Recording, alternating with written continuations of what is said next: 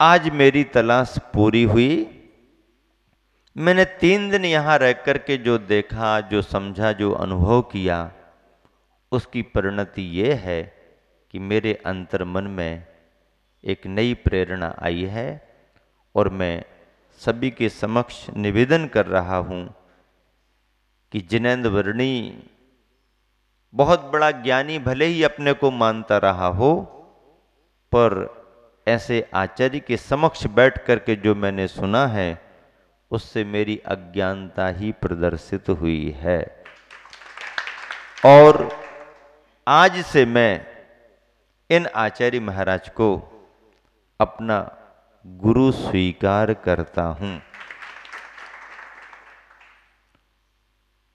वो क्षण, वो दिन था कि जिनेंद्र वर्णी ने गुरुवर के जो चरण पकड़े, फिर संलेखना के आखिरी समय तक छोड़े ही नहीं।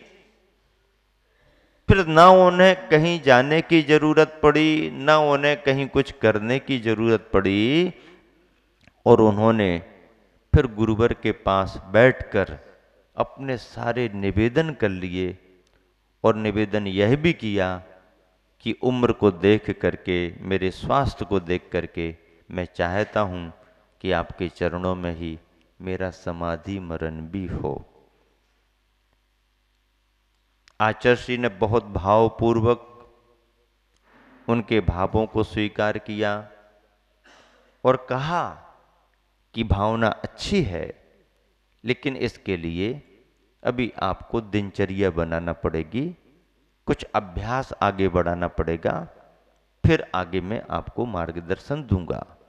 कब दोगे, कहाँ दोगे, अब इसकी चिंता करने की आपको जरूरत नहीं है। क्या करूं फिर? तो आचार्य ने उन्हें निर्देश दिए, जानकारी ली। तो जैन सिद्धांत कोश के 5वें भाग का संपादन चल रहा था, बड़ा कठिन काम था। आचार्य ने कहा 1 साल के अंदर अंदर आप इस काम को संपन्न करो और लेखन कार्य से सबसे पहले आप फ्री हो, उसके बाद फिर आपको मार्गदर्शन देंगे। बराबर वो संपर्क बनाए रखे, आचार्य उन्हें मार्गदर्शन देते रहे और धीरे धीरे उनका अभ्यास बढ़ने लगा। और आगे बढ़कर के आचार्य ने पूर्ण मार्गदर्शन दे करके फिर आगे कब क्या हुआ उसकी चर्चा उसी समय आएगी जिस समय जो प्रसंग घटित हुए हैं। मुक्तागिरी के संदर्भ को मैंने आपके सामने रखा। मुक्तागिरी के उस चतुर्मास में गुरुवर के काव्य साहित्य की एक श्री वृद्धि हुई और नर्मदा का नरम कंकर जो कविता संग्रह था, बहुत अच्छे संपादन के साथ उसका प्रकाशन हुआ। और महाराष्ट्र में ही मुक्तागिरी के निकट अमरावती के एक सुभाष चंद्र जैन करके थे उस समय, 3 ब्रदर्स के नाम से, 3 भाइयों के नाम से वो 3 ब्रदर्स अपना ऐसा उनका एक उनकी पहचान थी। तो उन्होंने इस कार्य को आगे बढ़ाया और उनकी अपने आप में एक पहचान थी साहित्यकार के रूप में। उनके संपादन में, पुस्तकों में, ग्रंथों में बड़ी निर्दोषता रहती थी।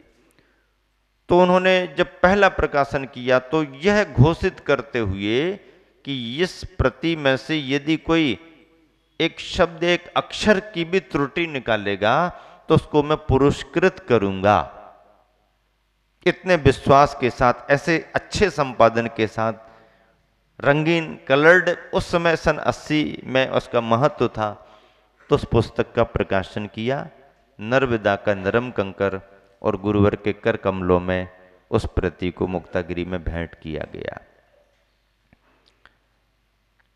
निश्चित समय पर चातुर्मास का निष्ठापन हुआ, बिहार भी हुआ।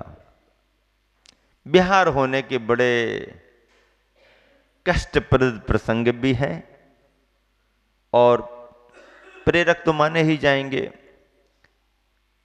मुक्तागिरी से पहले दिन बिहार हुआ, 7 किलोमीटर खरपी में विश्राम कर लिया गया।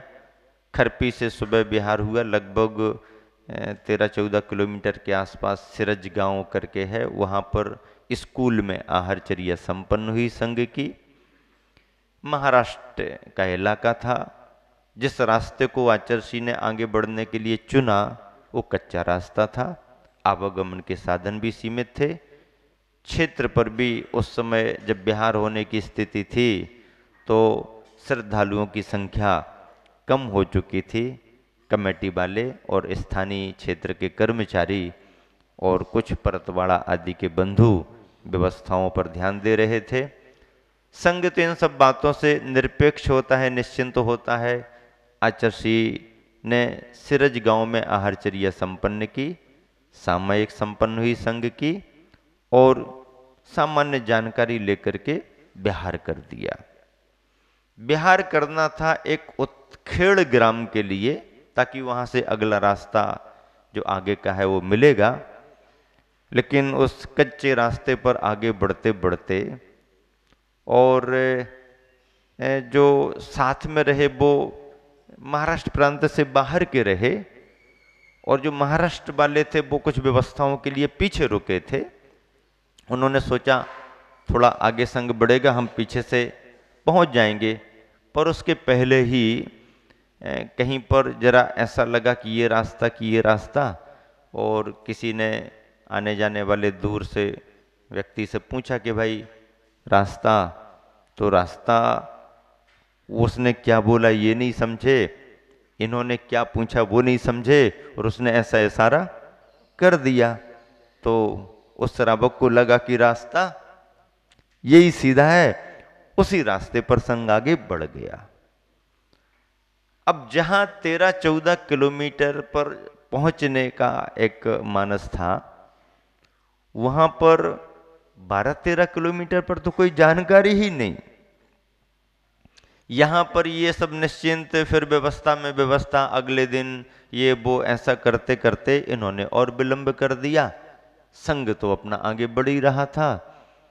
हम 2-3 ब्रह्मचारी थे, संघ था, कुछ कुछ छुटपुट श्रावक थे। आगे बढ़ते गए। ठंड का समय तो रहता ही है दीपावली अष्टाने के बाद में। तो बढ़ते बढ़ते 4 बज गए, 4:30 बज गए। भाई क्या बात है, कितनी दूर है वो गांव, कौन सा गांव? कोई और बीच में आए तो पूछा, जाना तो उत्खेड़ था। नहीं महाराज जी, ये उत्खेड़ का रास्ता नहीं, उत्खेड़ वाला रास्ता तो दूसरा है। तो ये रास्ता तो अब दूसरी तरफ जा रहा, इस रास्ते से भी आगे निकल सकते हैं पर ये थोड़ा सा घूम करके जाएगा। चलो तो ठीक है, आज तो शाम तक पहुंचो। पर बढ़ते शाम होने को आ गई तो भी कोई स्थान नहीं मिला। और संघ चलते चलते 2-3 ग्रुप में आचार्य श्री और कुछ महाराज, फिर थोड़ा सा कुछ महाराज, फिर थोड़ा सा कुछ महाराज, 3-4 जगहों में अपने ग्रुप के साथ विहार कर रहा। शाम होने को है, आचार्य श्री सबसे आगे, कुछ महाराज जी, तो ब्रह्मचारी भी दौड़ दौड़ करके आगे पीछे समय हो रहा तो क्या। अब आचार्य श्री को ख्याल आया कि अब आगे ज़्यादा जाने का समय भी नहीं है, पास में थोड़ा सा दूर ये गांव दिख रहा है, रास्ता है, तो फिर रास्ते के किनारे ही अब आज की रात तो खेत में ही निकाली जाएगी।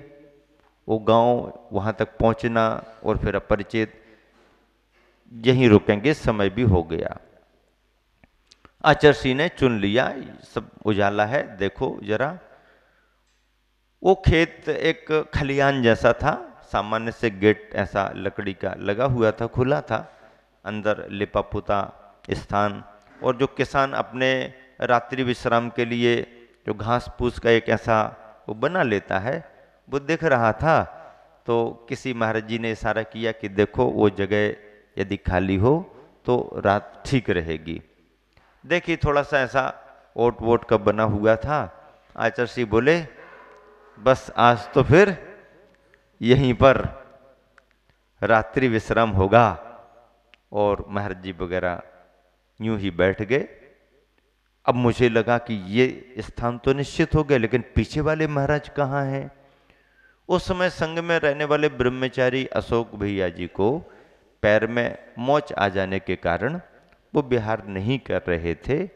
और एक श्रीकांत जी ब्रह्मचारी थे, वो महाराष्ट्र के ही थे, आए थे, पर उनका स्वास्थ्य उतना अनुकूल नहीं था, तो आचार्य ने उन्हें वहीं पर रुक जाने का कह दिया, तो वो वहीं रुके थे। और एक कर्नाटक का कम उम्र का बालक आया था सुरेश करके, तो वो भी इतना आगे बढ़ने और चलने की स्थिति में नहीं था, तो वो पीछे वाहन के लिए रुका हुआ था। और मैं अकेला पूरे संग में, एक ब्रह्मचारी और इतने महाराज। पीछे जाकर के देखा तो 3-4 महाराज जी थोड़े से दिख रहे हैं, शाम हो रही है। महाराज जी बोले हमने अपनी जगह देख ली है। और महाराज जी कहाँ है? बोले और थोड़े ही पीछे होंगे, पीछे ही है। और थोड़े आगे गए, महाराज जी आचार्य आगे रुक गए हैं, स्थान तो कुछ नहीं है, खेत में ही है आप। बोले हम भी रास्ते में कहीं देख लेते हैं। ऐसा करके 3 जगहों में संग रुक गया। पीछे वाले संघों को एक खेत में कोई पेट्रोल, ये जो अपने पंप होते ना, पंप हाउस, ऐसा कोई स्थान था, वहाँ कोई एक ग्रामीण था, हाँ बाबा जी रुक सकते हो, रुक गए। पीछे और जहाँ जो भी इंतजाम मिला, गांव और मकान कहीं नहीं मिले, जिसको जो भी अपने हिसाब से जगह मिले रुकना है। ऐसा होते करते करते ये मालूम हो गया कि संघ कहाँ कहाँ रुका है और अंधेरा हो गया। अब क्या करें, यहाँ देखें कि वहाँ देखें कि वहाँ देखें। चलो आचार्य श्री के यहाँ पर थोड़ा सा देखें, सर्दी का समय है, अभी इंतजाम कर लिया जाए, जब कोई आएगा पता लगाते लगाते बात करेंगे। तो इंतजाम और जो हो सकता था, जवार के सिट्टे जो ऐसे गट्ठे बने हुए रखे रहते हैं, वो थोड़े खोले, उनको भी आगे पीछे लगाया। जमीन यूं ही है, थोड़ा सा नहीं है तो इसको थोड़े बिछा दो, मना कर दिया। उससे अच्छी तो जमीन ही है, क्योंकि वो और ऐसे वैसे, चलो कोई बात नहीं। महाराज अपनी अपनी जगह बैठ गए, यूं ही थोड़ी साफ सफाई मिट्टी का ऐसा तो था ही, उस पर बैठ गए। रात्रि होने को थी, जो पीछे लोग थे वो भी चिंतित हो गए, वो सब उत्खेड़ पहुंच गए। सामान मामान, चटाई पाटा ये वो लेके वहां पहुंचे होंगे, वहां कुछ मिला नहीं। संग यहां तो आए नहीं। अरे उनको भी चिंता हो गई, इतना कोई संपर्क सूत्र मोबाइल के जमाने ऐसे नहीं थे, और फिर संग में कोई है ही नहीं, तो फिर किसको पूछें, किसको क्या करें। चिंतित हुए, पता लगाते लगाते जो भी उनके पास साधन थे उनके माध्यम से इस गांव उस गांव, और आने जाने वालों से ये मालूम चला कि दोपहर को उस रास्ते पर हमने आपके महाराज जियों को देखा है। वह अंदाज लगा के उन्होंने रास्ता बदला, और पता लगाते लगाते वो अंबाड़ा गांव में शाम को रात में आए। अब रात में आए तो उनको मालूम चल गया कि रास्ते पर संग रुका हुआ है, तो वो अंबाड़ा गांव से लालटेन जला करके और आचार्य जी का नाम लेकर के जय जयकार लगाते हुए आ रहे। तो अपन को आवाज सुन करके लगा कि श्रावक आ गए हैं। और महाराज जी भी उस समय बैठे ही थे, 8:30 पौने 9 का के आसपास का समय रहा होगा रात का, और वो लालटेन जला करके आ गए। आके उन्होंने देखा, बहुत चिंता की, बहुत दुखी हुए, हम लोगों से बहुत गलती हो गई, क्या बताएं, संग को इतनी बड़ी तकलीफ हो गई, रास्ता ये ठीक नहीं था, इतना लंबा चले। और लगभग 1:30 बजे से विहार हुआ, और शाम को अंधेरा होने के 10-15 मिनट पहले पहले तक विहार ही करते रहे। बैठने का काम नहीं, लगभग 20 किलोमीटर चले होंगे, 20 से ऊपर ही होगा, कम होने की बात ही नहीं। चलते गए चलते गए चलते गए।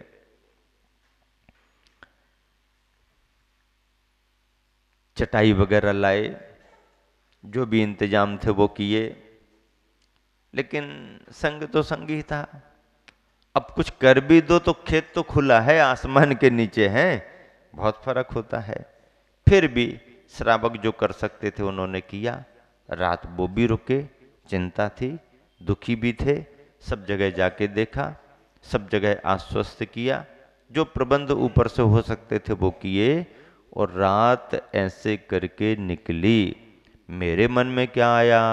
मेरे मन में आया ये हो तो गया प्रबंध, लेकिन इतने प्रबंध से क्या होगा?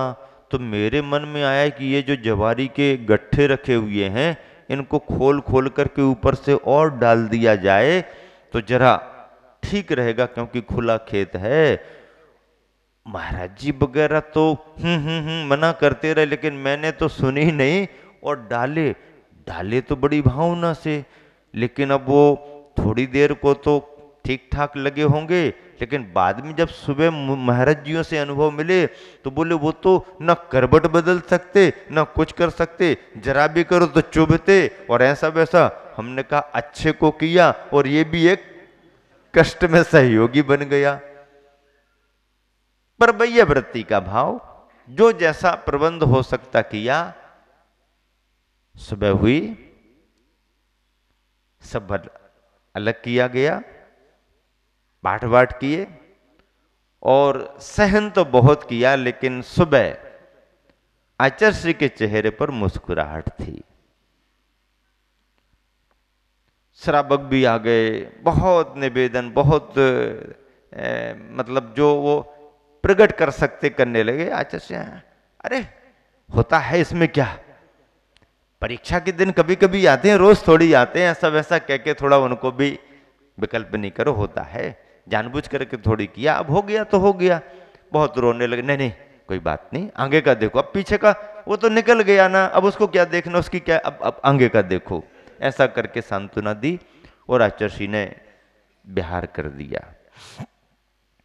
आचार्य श्री अंदाज लेकर के चले, क्योंकि बीच में गांव तो हैं पर छोटे हैं, संग बड़ा है, तो बड़े गांव के हिसाब से आचार्य श्री ने लंबा बिहार कर दिया। पीछे वाले महाराजों के मन में आया कि पिछले दिन लंबा बिहार हो गया है, तो सुबह सुबह और रात्रि विश्राम सबका अच्छा नहीं हुआ, तो आगे जो 6-7 किलोमीटर पर गांव है, आचार्य श्री आहारचर्या वहीं करेंगे। तो वो पीछे महाराज और थोड़ा सा लेट निकले वहाँ से, थोड़ी ठंडी सी है, थोड़ी धूप लग जाए ऐसा वैसा, अभी रात में ऐसा हुआ तो थोड़ा थोड़ा निकले। लेकिन संग आगे बढ़ गया, महाराज जी भी आगे बढ़ गए।